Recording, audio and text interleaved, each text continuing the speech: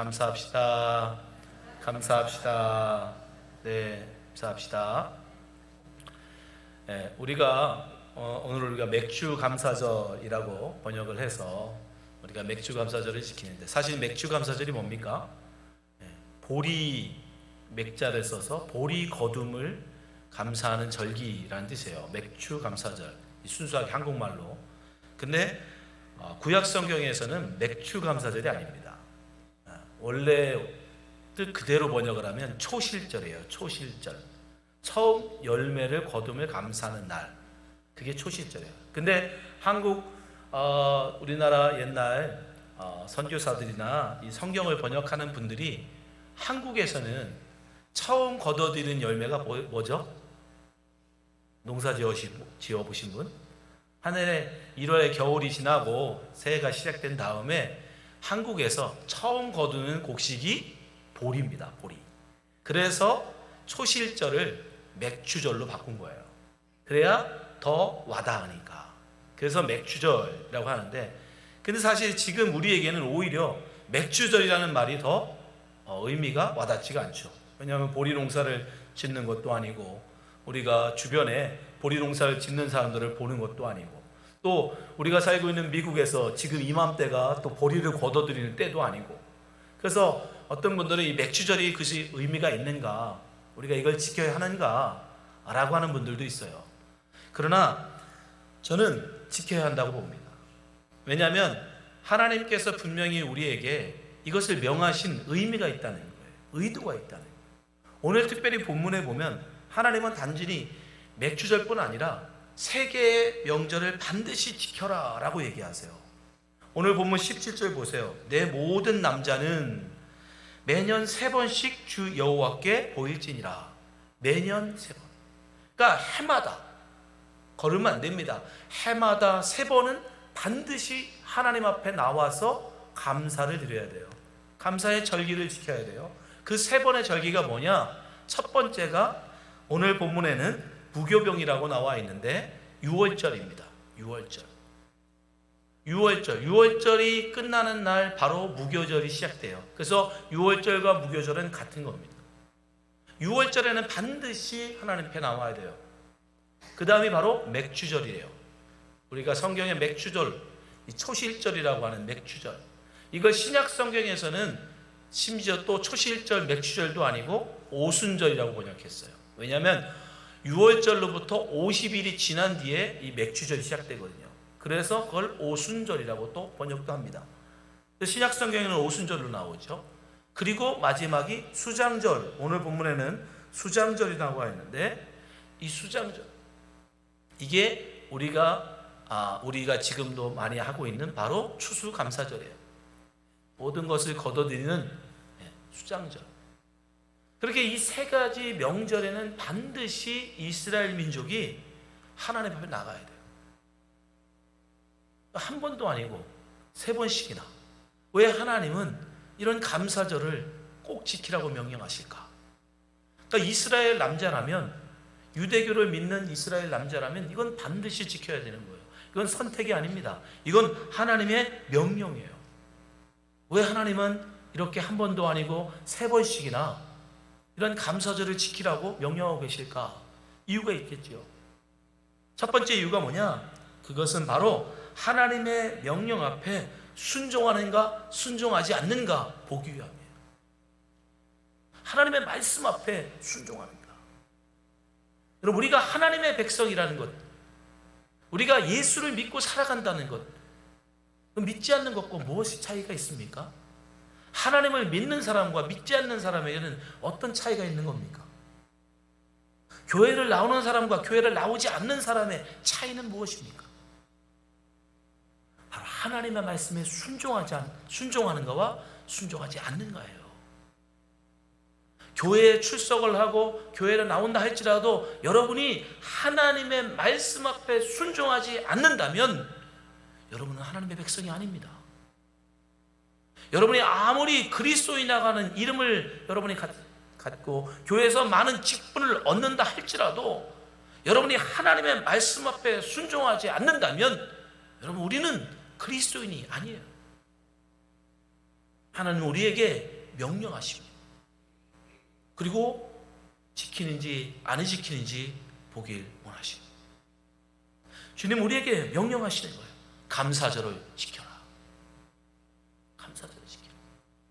왜 하나님이 그럼 이런 명령을 우리에게 하실까? 사실 감사절은 여러분 굳이 하나님이 명령하지 않으셔도요 감사절은 알아서 잘해요. 우리나라 같은 경우도 여러분 전통적으로 감사절이 있죠. 언제예요? 추석 있죠.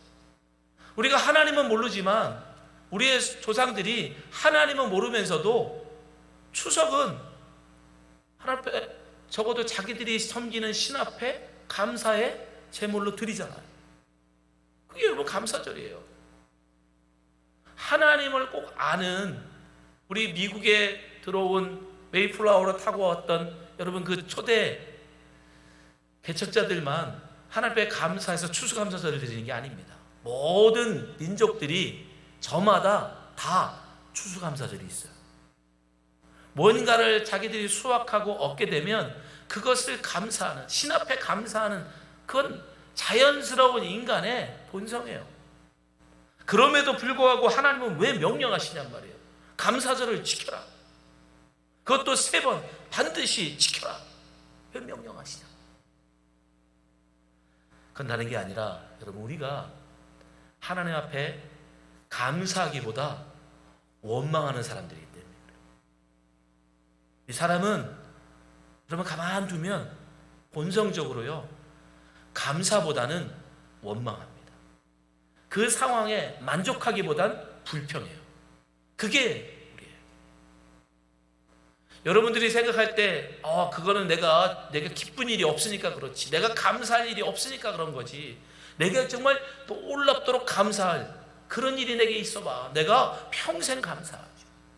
예를 들어서 하나님의 놀라운 신비로운 기적을 내가 본다 그러면 나는 평생 하나님 안 떠나고 하나님 신앙 열심히 하나님을 신앙하면서 나는 살아갈 거야. 많은 사람들이 그렇게 얘기해요. 놀라운 기적을 경험하면 나는 하나님을 찬양할 거야. 여러분, 그러나 이스라엘 민족을 보세요. 이스라엘 민족이 노예 생활을 하고 있었습니다. 그런데 그들이 그 노예로부터 해방되려고 해방 운동을 한 것도 아니고 자기들이 그 노예에서 벗어나기 위해서 어떤 문화 운동을 한 것도 아니고 독립투쟁을 한 것도 아닌데 하나님께서 놀라우신 은혜와 기적을 통해서 이스라엘 민족을 애굽에서 구원하셨습니다. 출애굽시키셨어요. 그건 정말 순수하게 이스라엘 민족으로서는 그냥 받은 은혜예요. 왜냐하면 자기들이 그런 노력을 한 적이 없거든요.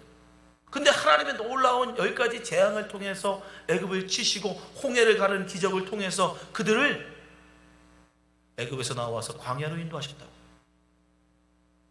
근데 그들이 광야에서 여러분 어떻게 합니까? 광야에서 불과 3일 날, 딱 출애굽한 지 3일 지나는 날 그들이 하나님을 원망합니다. 하나님 앞에 불평해요.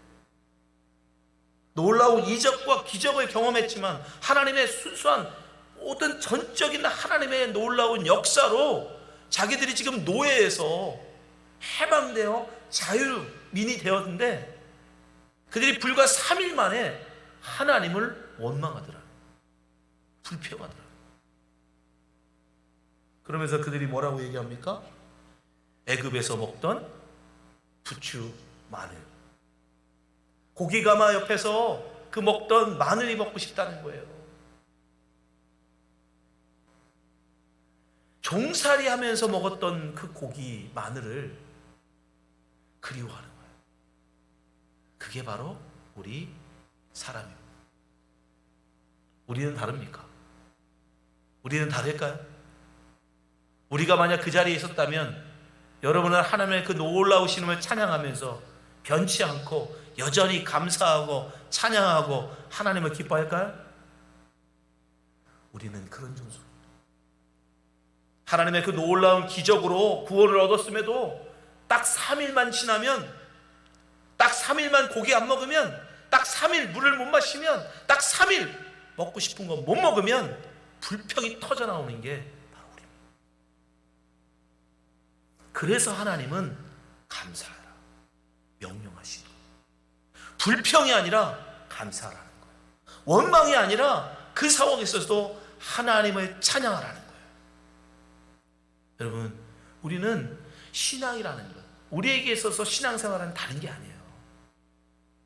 힘들고 어려운 상황 속에서, 지금은 내 삶이 광야 같은 그런 삶일지라도 그 광야에서 나를 이끄시고 나를 구원하신 하나님을 바라보며 그분을 찬양할 줄 아는 거, 감사할 줄 아는 거, 그걸 배워가는 거, 그게 바로 신앙생활인 겁니다. 여러분, 지금 상황 속에서 감사할 수 있습니까? 감사하시기 바랍니다. 여러분이 감사할 거리가 있어서 감사가 아니라 그냥 지금의 모든 상황을 하나님은 감사하라는 거예요. 그래서 바울 사도는 뭐라고 얘기해요? 내게 능력 주신 자 안에서 내가 모든 것을 할 수 있느니라. 바울 사도가 얘기해요. 나는 빈부에 처할 줄도 알고 부귀에 처할 줄도 알고 궁핍함에 처할 줄도 안다. 나는 배부름과 궁핍함 그 어떤 상황 속에서도 나는 자족하기를 배웠노라. 여러분, 신앙생활은 다른 게 아니에요. 감사할 수 없는 상황 속에서도 감사함을 배워가는 것, 그것이 바로 신앙생활인 거예요. 그래서 우리의 상황이 예수를 잘 믿음에도 불구하고 감사할 수 없는, 원망할 수밖에 없는, 불평할 수밖에 없는 그런 상황들이 우리 가운데 닥쳐오는 것입니다. 그런다 할지라도 우리는 어떻게 해야 돼요? 거기서 감사를 배워야 하는 거예요. 그래서 바울 사도가 뭐라고 합니까? 너는 범사에 감사하라. 이는 그리스도 예수 안에서 너희를 향하신 하나님의 뜻이니라. 하나님이 우리에게 바라시는 거 다른 게 아니에요. 어떤 상황 속에서도 감사할 줄 아는 사람인가 아닌가, 그걸 보시는 겁니다. 우리의 신앙의 깊이는 다른 데 있는 게 아닙니다. 내가 오래 다녔다고 여러분 신앙이 깊은 게 아니에요. 내가 성경을 지식을 많이 안다고 여러분 신앙이 깊은 게 아니에요. 우리의 신앙의 깊음은 어디서 나오느냐? 남들 같으면 혀깨 물고 죽을 것 같은 그런 암담한 상황 속에서 하나님을 찬양할 줄 아는 거, 하나님 앞에 감사할 줄 아는 거, 그게 신앙의 깊이에요. 그저 뭘 주어주면 그때 감사하고, 내가 뭘 찬양할 수 있는, 내게 뭔가 기쁜 일이 생기면 그때 감사할 줄 아는 거, 여러분 그것은 얕은 신앙이에요. 어렵고 힘들고 고단한 삶 속에서도 믿지 않는 사람들은 절대로 감사할 수 없는 상황 속에서도 하나님 앞에 감사할 줄 아는 자, 그게 신앙의 깊이입니다. 여러분은 어떻습니까? 여러분 정말 어떤 상황 속에서도 하나님 앞에 감사하고 계십니까? 감사하는 여러분 되시기 바랍니다. 하나님은 그걸 보려고 우리한테 감사절을 지키라고 지금 말씀하고 계신 겁니다. 두 번째, 하나님께서는 왜 우리에게 감사절을 지키라고 하실까?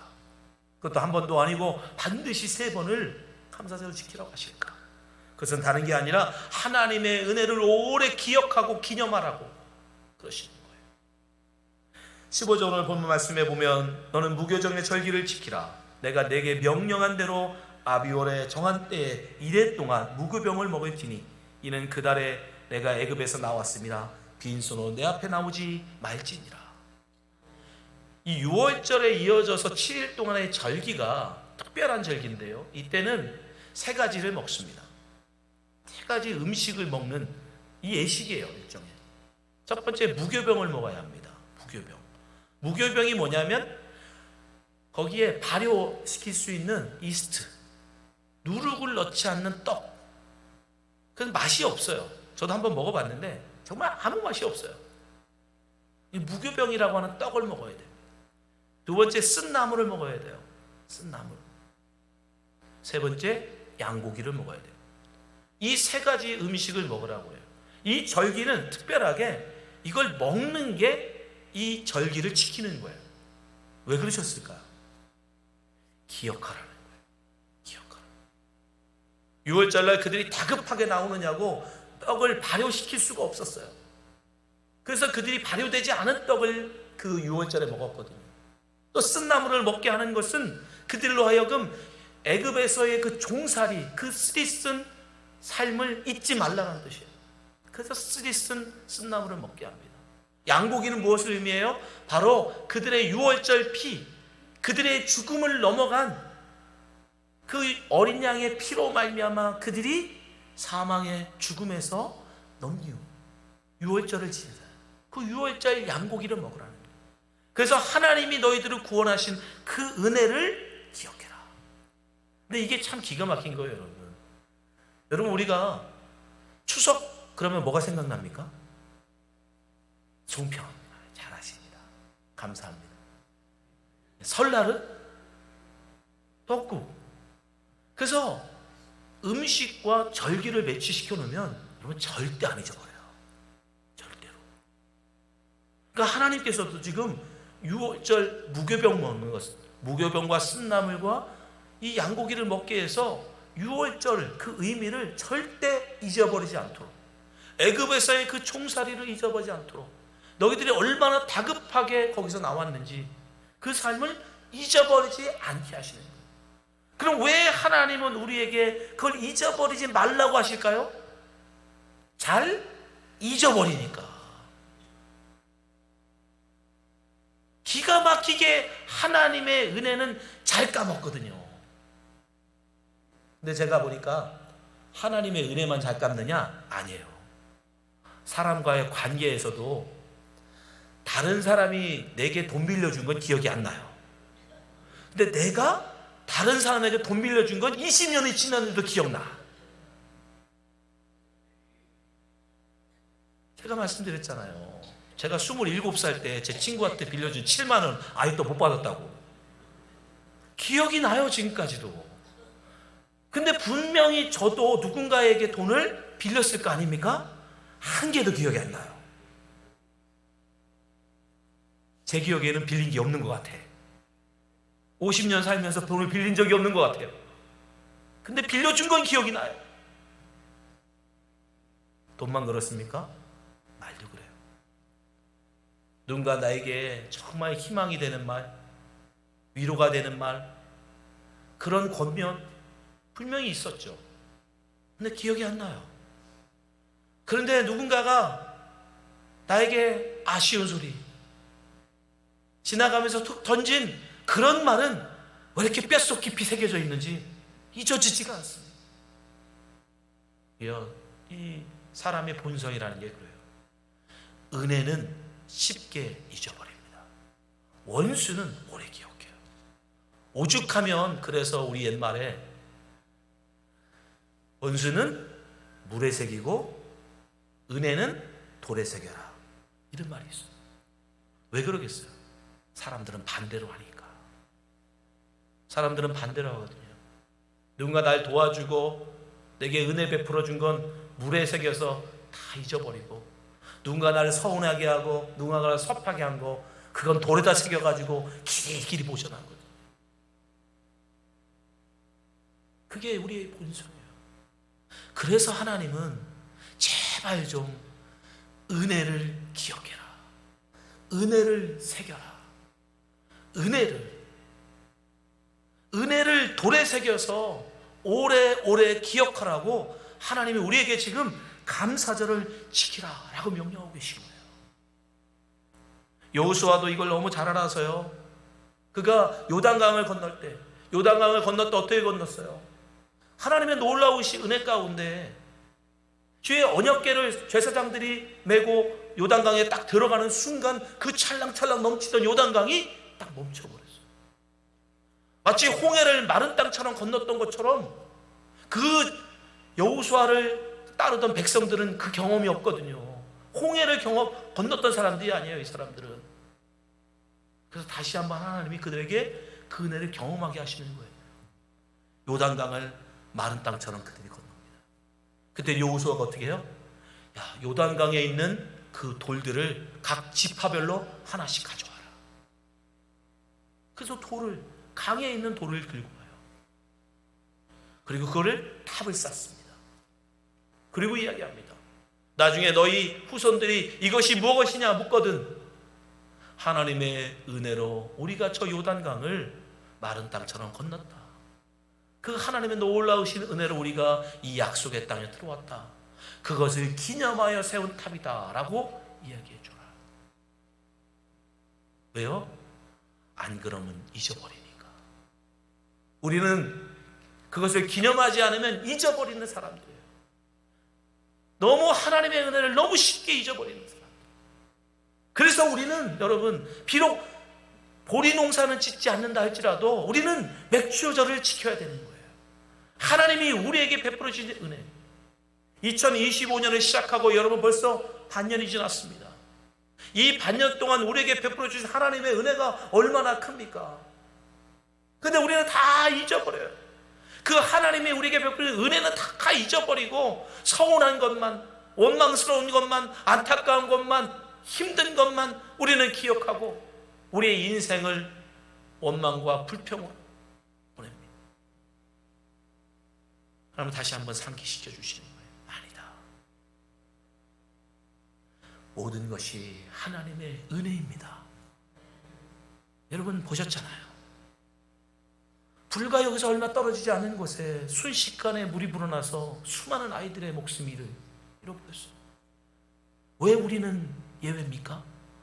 왜 킬리는 예외입니까? 하나님의 은혜예요. 왜 비구름이 하필이면 거기냐고요. 왜 여기는 아니고 여기라고 다릅니까? 여기도 여러분 그 비가 순식간에 여러분 6비트가 올라왔어요. 6비트면 여러분 제 키보다 높아요. 그 물이 여기 쏟아지면 우리들 감당합니까? 우리는 특별해서 하나님의 그런 보호를 받아야 될 자격이 있는 겁니까? 여러분 우리가 모를 뿐이에요. 우리가 잊어버릴 뿐이에요. 하나님의 보호하심이 아니면 여러분 우리 중에 그 누구도 이 자리에 와 있을 수 있는 사람은 아무도 없어요. 하나님의 은혜가 아니면 우리 중에 그 누구도 감히 하나님 앞에 살아갈 사람이 아무도 없습니다. 모든 것이 하나님의 은혜입니다. 우리는 그 은혜 속에 살아가고 있는 거예요. 하나님은 그걸 잊지 말라는 거예요. 본생대로 두면 우리는 또 그걸 잊어버리고 불평하고 원망하는 그런 사람들이기 때문에 하나님은 감사절을 통해서 다시 한번 억지로라도 되새기라는 거예요. 기억하라는 거예요. 우리에게 베푸신 하나님의 사랑, 하나님의 은혜, 그게 얼마나 큰지. 그러니 여러분 보리 농사하고는 아무런 상관이 없을지라도 맥주절을 지키시는 여러분 되시기 바랍니다. 추수감사절 나 농사 안 져? 네, 농사 안 져도 상관없습니다. 그거하고는 상관이 없어요. 하나님께 감사하라는 거예요. 하나님의 은혜를 기억하라는 거예요. 마지막으로 하나님은 왜 우리에게 감사절을 지키라고 말씀하실까? 감사절을 통해서 하나님은 이웃과 우리의 것을 나누라고 하시는 겁니다. 16절에 보면 하나님 우리에게 맥주절을 지키라고 말씀하시죠. 16절 맥주절을 지키라. 이는 내가 수고하여 밭에 뿌린 것의 첫 열매를 거둠이니라. 첫 열매를 거둠. 그래서 초실절이라고 그래요. 처음 열매를 거둬들인다. 근데 이 맥주절이라는 날이 6월절로부터 50일 지난 날이라고 해서 오순절. 근데 여러분 오순절 하면 뭐가 생각나요? 바로 신약성경에 가면 오순절에 바로 성령께서 우리 가운데 임하십니다. 사실 첫 열매의 의미가 바로 그거예요. 성령을 우리에게 주시겠다. 근데 그 성령을 받은 이 초대교회 성도들이 이 오순절날 뭘 합니까? 여러분 그들이 성령 받고 성령이 충만한 가운데 그들이 뭐를 하느냐? 사도행전 2장 44절에서 47절에 이렇게 기록해요. 믿는 사람들이 다 함께 있어 모든 물건을 서로 통용하고 또 재산과 소유를 팔아 각 사람의 필요를 따라 나눠주며 날마다 마음을 같이하여 성전에 모이기를 힘쓰고 집에서 떡을 떼며 기쁨과 순전한 마음으로 음식을 먹고 하나님을 찬미하며 또 온 백성의 칭송을 받으니 주께서 구원받는 사람을 날마다 더하게 하시니라. 여러분, 의미가 있지 않겠습니까? 그 맥주절날 하나님께서 제자들에게 성령을 부어주셨는데, 이들이 성령이 충만한 가운데 뭘 제일 먼저 했느냐? 자기가 가진 것을 서로 제 것이라 하지 않고 서로 나눠주더라는 거예요. 필요한 사람들에게 나눠주더라는 거예요. 밭이 있는 자는 밭을 팔아서 그것을 가지고 필요한 자들에게, 없는 자들에게 그것을 나누어 주더라는 거예요. 여러분, 사실 하나님께서 여러분 우리에게 열매를 주시는 축복, 많은 것을 거둘 수 있는 축복 왜 주신 겁니까? 우리 혼자 먹고 배부르라고 주신 겁니까? 아시잖아요. 나누라는 거예요. 우리는 여러분 단지 청직입니다. 그것을 단지 맡은 자에 불과한 거예요. 그것을 내 것이라고 생각하시면 안 돼요. 그것을 하나님 우리에게 맡겨주신 거예요. 많이 맡긴 자에게는, 그래서 주님 뭐라고 그러세요? 많이 찾겠다라고 말씀하시고. 여러분, 마찬가지예요.